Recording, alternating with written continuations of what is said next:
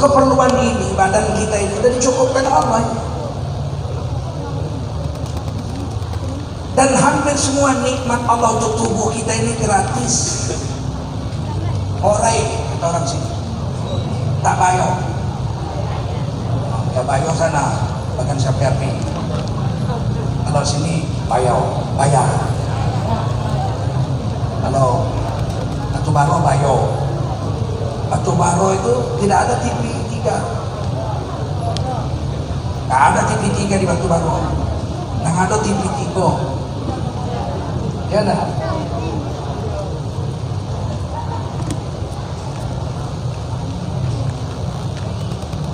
Untuk badan kita ini semua sudah cukupkan dan hampir semua tidak bayar, gratis. Yang paling penting untuk tubuh kita ini udara.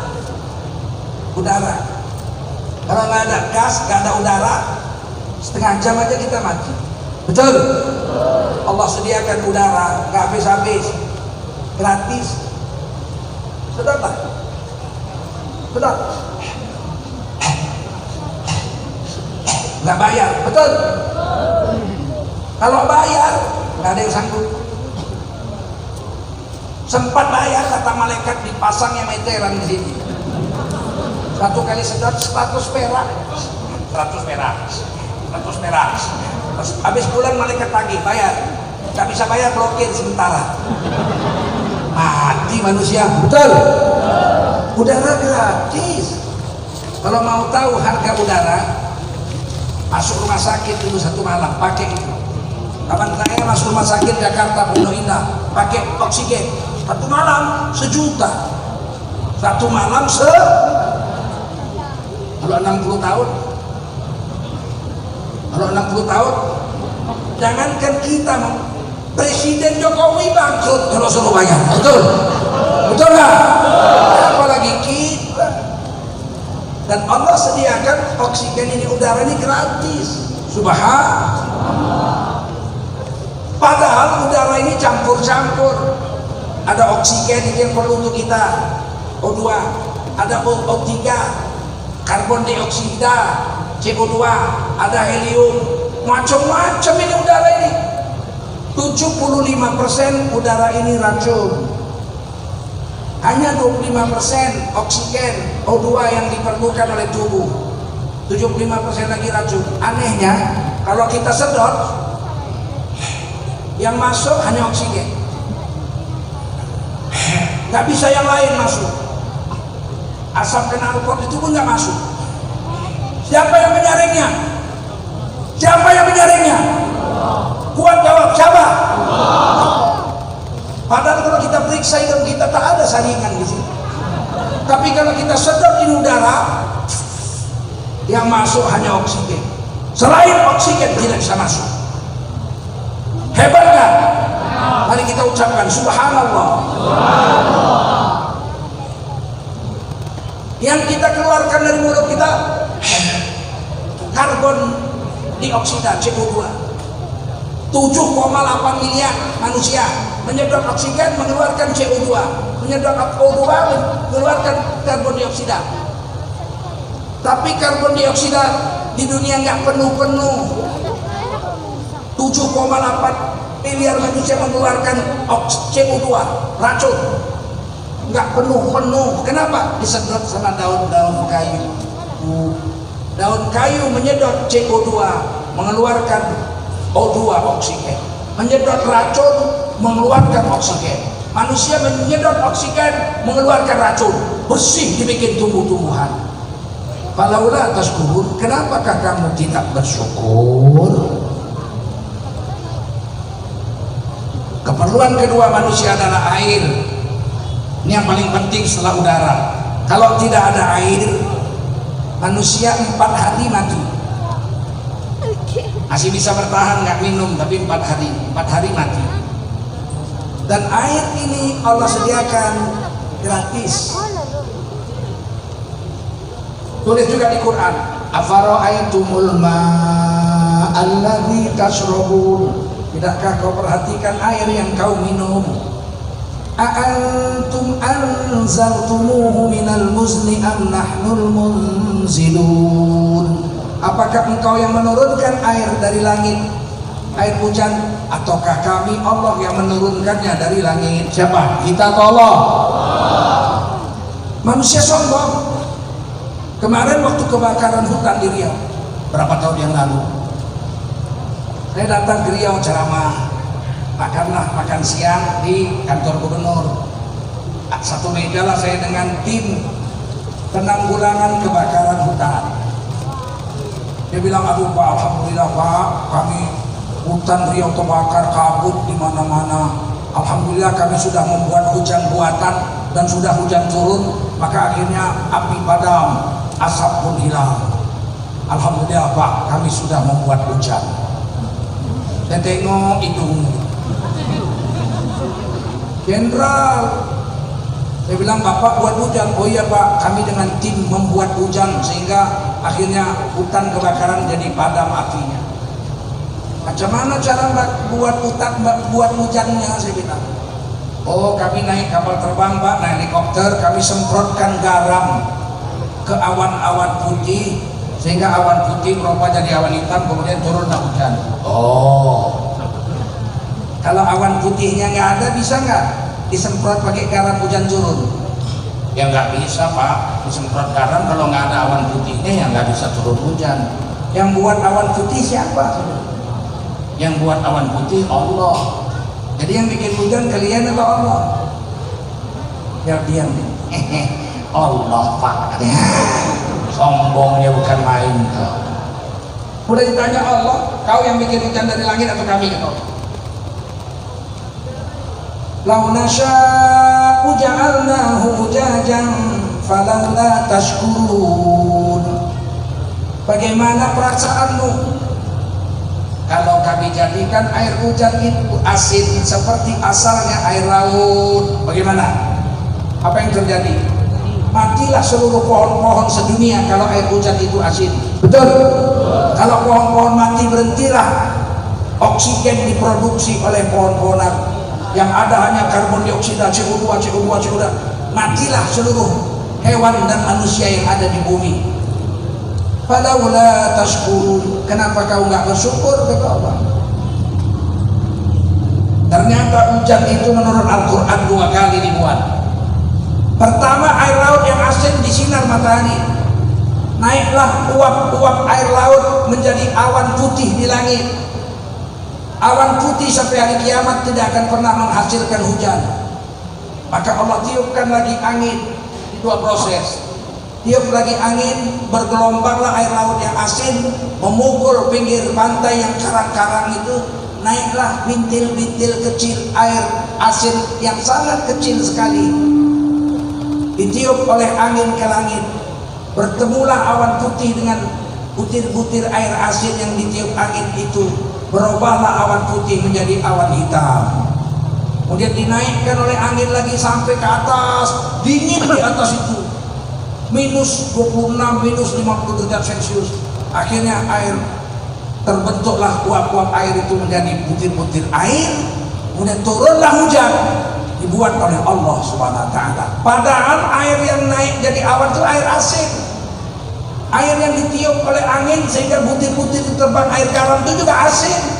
Tapi ketika turun tidak ada air hujan terasa asin. Betul? Siapa yang buat?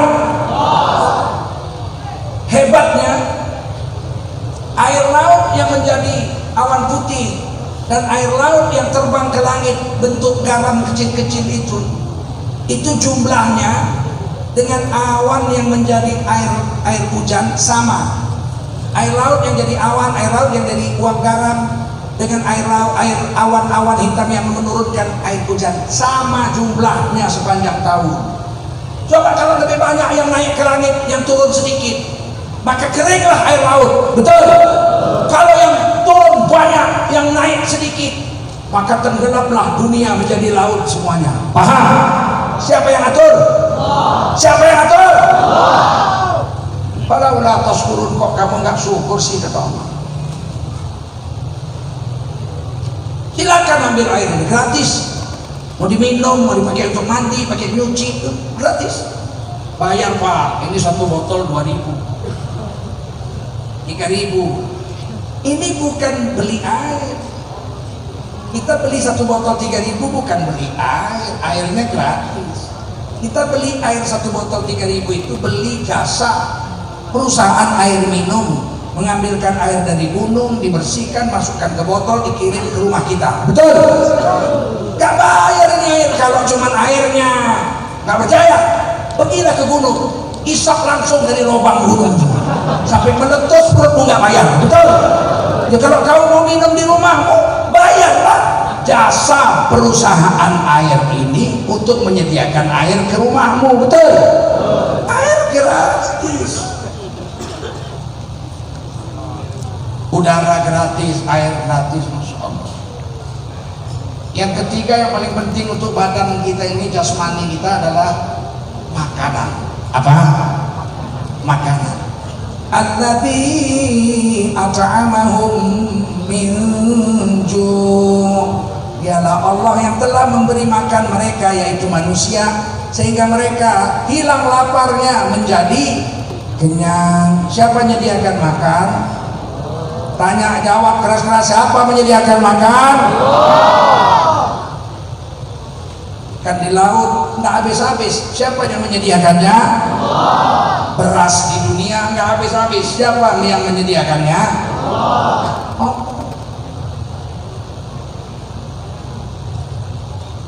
Hebatnya.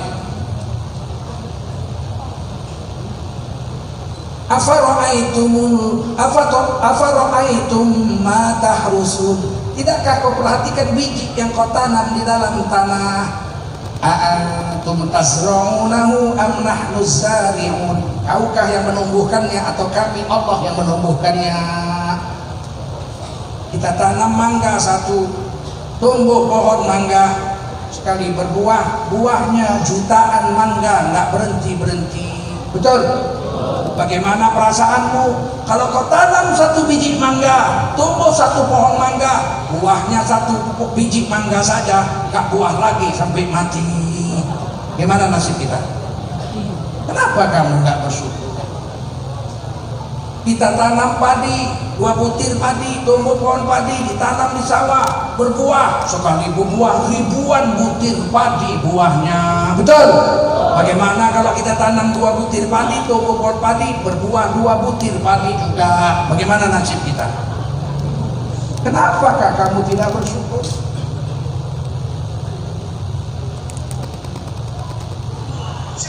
Dulu waktu saya sekolah SMP, saya belajar geografi dan kependudukan. Di dalam buku geografi dan pendudukan itu dituliskan teori Robert Malthus, ahli kependudukan dunia di Eropa.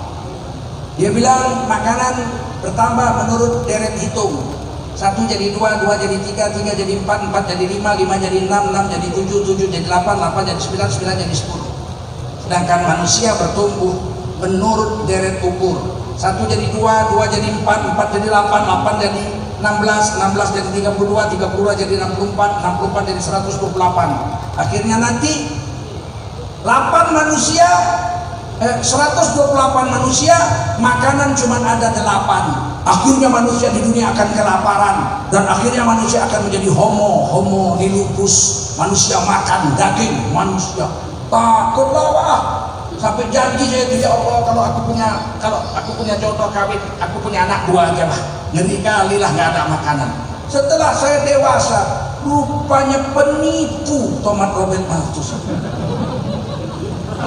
Betul-betul keparat itu manusia. Nyatanya sekarang manusia di dunia ada 7,8 miliar. Betul?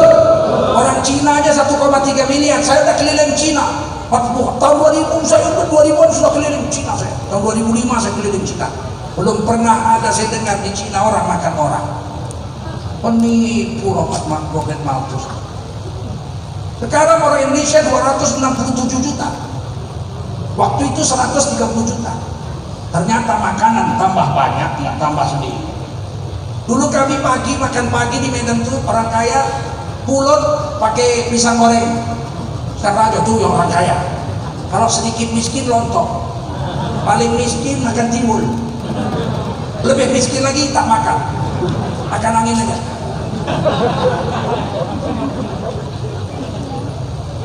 sekarang 267 juta rakyat Indonesia. Makanan bukan tambah habis, tambah banyak. Sekarang kita mau beli makanan nggak perlu lagi keluar rumah, pakai handphone aja. Cenut. Aduh. Bentuk Pak senggol, antar sini 2 bakul. Ke rumah, betul nggak? Cenit, nasi uduk, ya antar sini 2 bakul. Nggak ada kurang-kurangnya, makan tambah banyak, betul? Penipu itu.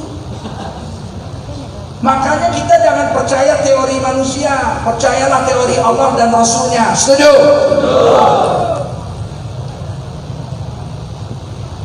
Ini manusia teorinya menipu. Bapak-bapak, ibu-ibu, jangan makan daging banyak-banyak. Kenapa? Kalau bapak makan daging nanti bapak gemuk. Jadi supaya kurus makan sayur-sayur saja. Betul itu. Lembu tiap hari makan rumput, gemuk. Menipu kau. Harimau tiap hari makan daging. Pernah jumpa harimau gemuk? Pernah? Harimau kurus tiap hari makan daging, kurus. Kambing tiap hari makan rumput, gemuk. Betul? Penipu aja kalian semua jelas. Tadi ditipu. Gak yakin sama Allah. Ada seorang bapak, anaknya 2, satu insinyur, satu tamat pesantren. Pulang ke rumah, ke kampung, ke taman sekolah, jalan-jalan pagi. Kata bapaknya, itu itik tahu? Orang Jawa sebut bebek. Yang ditengok Pak Jokowi kemarin.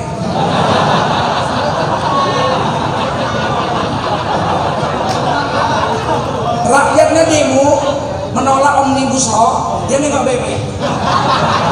Canggih juga presiden. Pantaslah badannya kurus.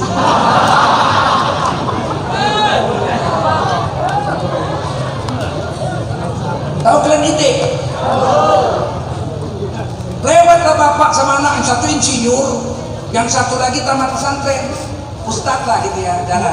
Kata bapaknya, coba tengok tuh, itik tuh berenang-renang di atas air, tak ada tenggelamnya. Apa sebab itik itu tak dapat tenggelam? Kata anaknya yang insinyur, karena dia berburu. Mereka dia di air tidak tenggelam karena itik itu berburu. Mengapunglah dia. Kata bapaknya, hebat kau sekolah tinggi. Tak sia-sia aku menghabiskan uang. Tanya sama anak yang di pesantren. Kau nih anak pesantren kan? Coba aku tanya, apa pasal tuh itik tuh tak tenggelam, bisa terapung dia di atas kolam tuh? Apa kata anak pesantren ini? Oh itu ayah ya, karena Allah kuasa. Itik itu tak tenggelam karena Allah kuasa. Kau semua kuasa Allah. Percuma aku menyekolahkan kau, tak ilmiah jawaban kau. Gak lama lewat lagi, Pak kolam lagi, ada kelapa terapung. Kata anaknya, Pak, tengok kelapa tuh Pak. Kenapa? Terapung dia Pak. Tak, berbulunya Pak. 1-0. Ditanya sama bapaknya sama anak yang insinyur, kau tengok itu kelapa itu tak ada bulunya, boleh timbul? Apa kata anak yang insinyur? Iya tak iya juga.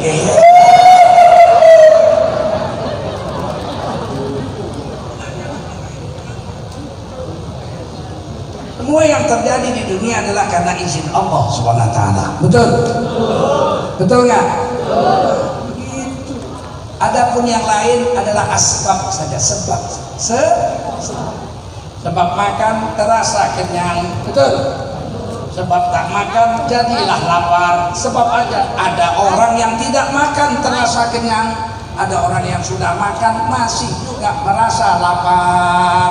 Buktinya berapa banyak bupati udah kenyang perutnya gemuk, masih semen dimakannya juga, jembatan dimakannya juga, aspal dimakannya juga, betul? mengenyangkan tuh Allah, bukan makan. Betul? Iya tak gitu. Nah, ini kita harus ngaji, jangan mau ditipu.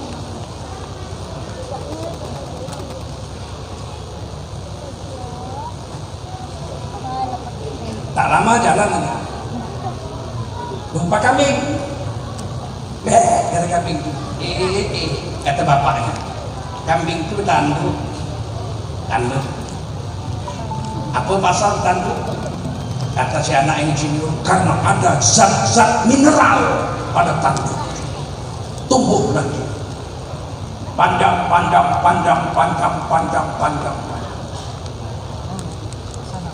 Tanya sama anaknya pesantren, kau apa alasan itu? Tanduk kambing itu tumbuh. Karena Allah kuasa, makhluk tak kuasa. Engkau ni Allah semua. Sampai di rumah pamannya, nengok anak bayinya si paman baru lahir. Tangting. Ketawa anak bayi itu. Tengok sama anak pesantren itu, ayah, tengok ayah, mulut anak nih. Kenapa? Belum ada gigi. Kata si anak yang insinyur, itu karena belum makan mineral. Nanti kalau makan mineral tumbuh. Kata bapaknya, itu karena belum makan mineral. Nanti kalau kasih makan mineral tumbuh giginya. Coba bapak tengokkan gigi bapak. Kenapa cuma atas mulut aja? Kambing itu tumbuh terus panjang tanduknya. Kenapa gigi bapak nggak tumbuh juga panjang? 3 bulan nggak dipangkas gondrong. Iya tak iya juga kata bapak. Kenapa? Tanduk bisa panjang, kuku bisa tumbuh panjang, betul nggak? Dipotong tumbuh juga, dipotong tumbuh juga, dipotong tumbuh juga. Rambut tumbuh panjang, dipotong tumbuh, dicukur tumbuh juga, betul nggak? Kenapa gigi nggak ada? Begitu tumbuh, pas ukuran mulut berhenti tumbuh. Coba bagaimana kalau gigi macam rambut? 4 bulan gak dipangkas gondrong dia. Yang paling sial pengantin baru, diciumnya bininya berapi, ting. Sekarang aku tanya, kenapa bisa tumbuh gigi? Karena betul.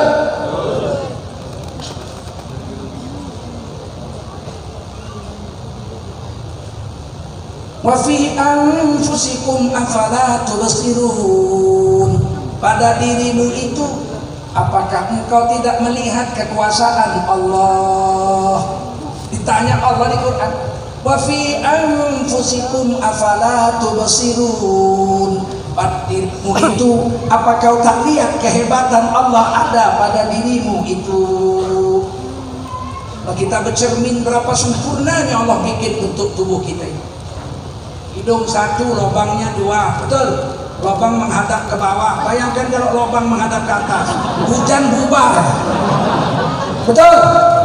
Hidung lubangnya menghadap ke bawah. Siapa yang buat? Di bawah hidung, bawah lubang hidung ada mulut. Aduh, indahnya. Sehingga kalau kita mau makan, cukup ambil makanan Tuhan. Langsung bawa ke mulut. Yuk, makan. Alangkah susahnya kalau hidung ditaruh Allah di lutut. Hidung di lutut. Kalau mau makan terpaksa ciumkan ke hidung.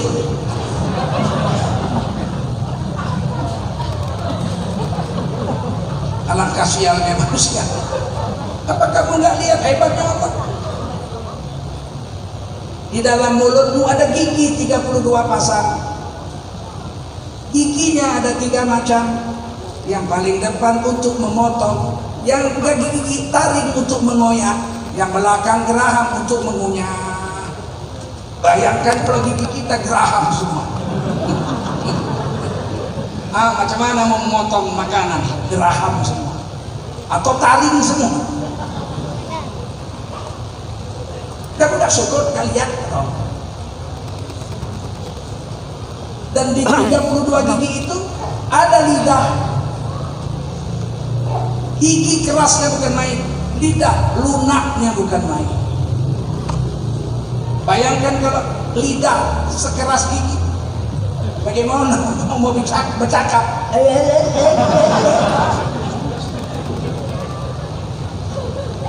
Pada dirimu apa kau tidak lihat kehebatan Allah? Lidah satu bisa bicara apa saja, bohong pun bisa. Dalam kantong saya ada 11.000 triliun. Gak ada yang berani protes, gak ada DPR gak berani protes, ahli ekonomi gak berani protes, siapa berani protes? Cuma Ustaz aja berani protes. Lidah tak bertulang, memang lidah tak bertulang, tak berbatas kata-kata, tinggi gunung 1000 janji, lain di bibir, lain di hati. Aku pergi nengok bebek,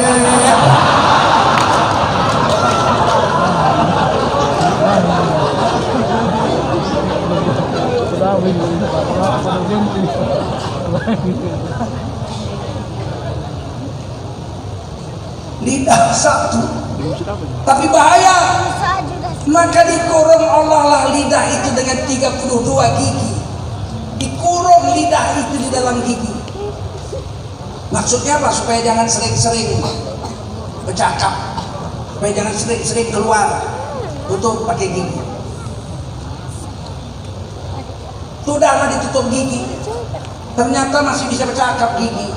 Kalau cuma gigi yang menutup lidah, masih bisa ngomong tuh lidah. Aku benci kali aku sama kamu. Gigi sekarang nanti batang leher kamu. Rupanya ditutup gigi, lidah masih bercakap. Ditambah 2 bibir. Walisanan wa syafatain, dan 1 lidah itu dikurung dengan 2 bibir. Kalau bibir sudah menutup, takkan bisa lagi lidah bercakap. Kalau masih gigi yang nutup, masih bisa cakap. Memang anak setan kau ya.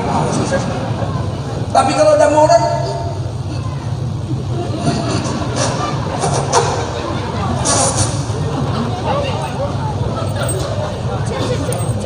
apa kau nggak lihat pada dirimu itu kehebatan Allah?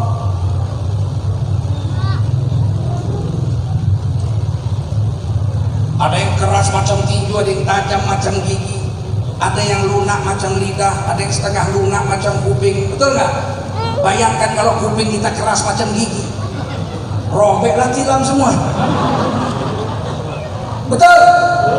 Wa fi anfusikum afala tubsirun. Pada dirimu apa kau nggak lihat kehebatan Allah?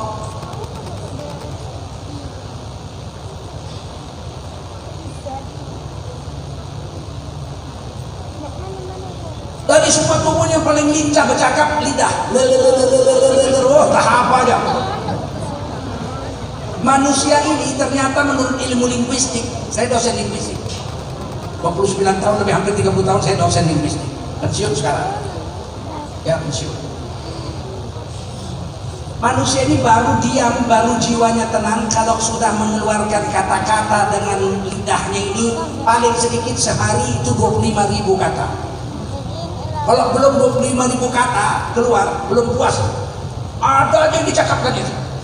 Laki-laki 25.000, kalau perempuan lebih. Agak panjang sedikit lidahnya perempuan. Kalau belum 25.000 kata keluar dari mulutnya, ada aja yang dicakapkan itu. Lewat perempuan pakai baju putih, dia bilang, kampungan putih. Acap kali penuncinya kalau putih. Lewat lagi perempuan pakai baju kuning. Udah ketinggalan zaman, golkar udah nggak laku lagi golkar.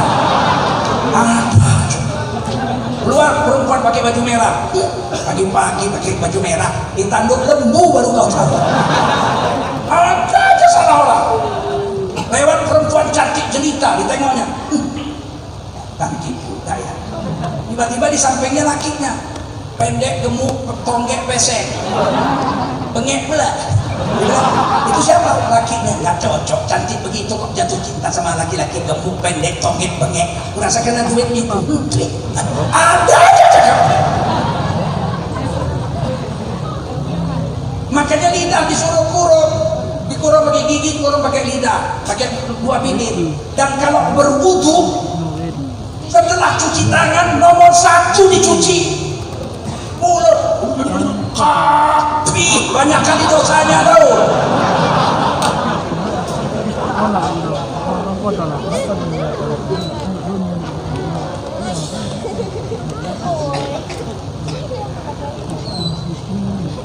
Rahasia pun udah dibilang rahasia, jangan ceritakan sama orang, tetap aja tuh. Kau udah tahu, sini kok, kenapa? Ini rahasia, kau ceritakan sama orang. Cuman kau aja yang kau kasih tahu, padahal ini orang ke-200. Memanglah manusia.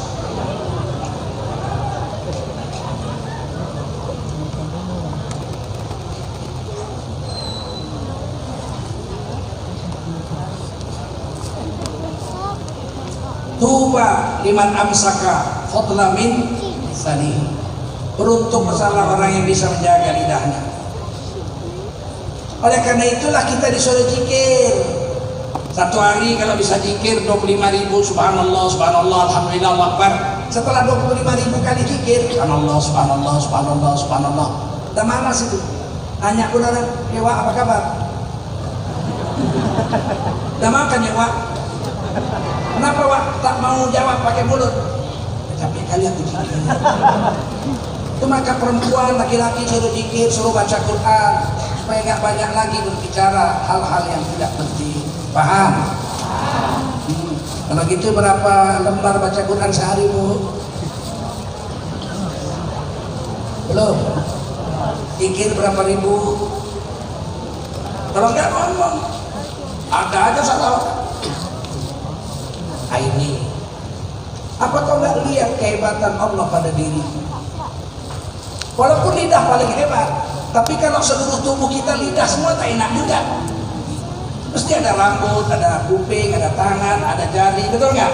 Ada gigi, ada bibir. Nggak bisa sombong, lidah yang paling hebat. Coba kalau seluruh tubuh kita lidah, cantik nggak? Makanya lidah walaupun hebat cuma satu. Dan lidah ini dikurung supaya manusia cantik. Tak bisa saya bayangkan kalau orang manusia lidahnya tak mau dikurung, terjulur aja kemana-mana. Sudah, cantik. Pikirkan, kau pikir pada diri, apa hebatnya Allah. Makan untuk tubuh kita, minum sudah gratis, udara gratis. Nggak bayar. Ambillah seluruh benda dunia ini, ambil semampu kau bisa ambil, pakai semampu kau bisa pakai, asal satu aja betul, ambil dan pakai dunia ini, asal jangan kau pakai untuk melawan Allah. Kalau kau ambil ini untuk melawan Allah, inna adzabi lasyadid, kusediakan sesungguhnya azabku bersangat tambah pedih. Tapi kalau kau ambil dunia ini kau pakai untuk taat sama Allah, la in syakartum la azidannakum. Kalau kau pandai bersyukur, tambah lagi, tambah lagi, tambah lagi, tambah lagi. Itu maka nggak usah heran, orang kafir pun dikasih Allah juga. Kadang-kadang lebih kaya dia dari kita orang Islam. Kenapa? Karena dunia ini memang disediakan Allah untuk diambil, ambillah. Habis, gak akan habis. Tapi ingat, kalau kau ambil untuk syukur, untuk taat sama aku tambah. Kalau kau ambil, kau bikin kubur, awas kau, kata Allah, azabku sama. Pertanyaan, kenapa dunia ini boleh diambil orang kafir, orang jahat, orang bejat? Kenapa? Karena ini dunia bakal dikiamatkan oleh Allah, sekeping pun gak dibawa di akhirat. Paham? Ini dunia sekeping pun tidak dibawa ke akhirat. Begitu tiup sangkakala, hancur seluruh alam jagat raya, nggak ada bekasnya lagi sama sekali. Di akhirat dibikin alam yang baru, namanya padang mahsyar, tempat makhluk dikumpulkan Allah Subhanahu wa Ta'ala. Setelah itu yang taat takwa masuk surga tanpa diperiksa, yang beriman ditimbang amal. Kalau banyak baiknya masuk surga setelah ditimbang. Walau beriman, kalau banyak jahatnya, walaupun beriman harus masuk neraka terlebih dahulu. Pengorbananmu, kasih sayangmu padaku Oh ibu, pelayanmu aku rindu.